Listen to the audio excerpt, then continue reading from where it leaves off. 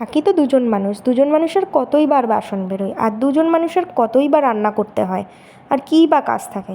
এটা আমার কথা না, এটা কিছু মানুষের কথা, যেটা হচ্ছে তাদের বক্তব্য আমার নাকি কোনো কাজই থাকে না। মানে দুজন মানুষ থাকলে দুটো বাসনই বেরোবে, আর দুজন মানুষ থাকলে আর রান্নাই করতে হবে না, একবেলা রান্না করলে হয়ে যায়। কী বলো তো, আমার বরমশাই না এবেলার রান্না ওবেলা খেতে চায় না, তার জন্য ওকে গরম গরম তিন বেলায় তিন রকমের রান্না করতে হবে। এই বেলার রান্না ওবেলায় খাবে না, ওবেলার রান্না এবেলা খাবে না।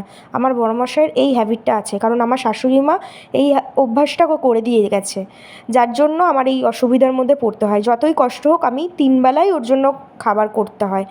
আমি নিজে না খাই ওকে করতে হয়, না হলে তো ও আবার খাবে না। আবার অনেকের বক্তব্য আমি নাকি আমার বরমশাইয়ের খাবার খেয়ে নিই, তার জন্য রোগা হয়ে গেছে।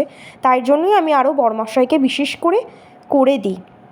না করলে তো আবার ও খাবে না, আরও আমাকে অসুবিধায় পড়তে হবে। আর দুজন মানুষ থাকলে দুটোই বাসন বেরোবে, এর থেকে তো বেশি বাসন বেরোয় না। কিন্তু আমার এতটা করেই বাসন বেরোয়, এটা প্রত্যেক দিনের, এর থেকেও বেশি হয় কোনো কোনো দিন। এটা হচ্ছে আজকের বাসন।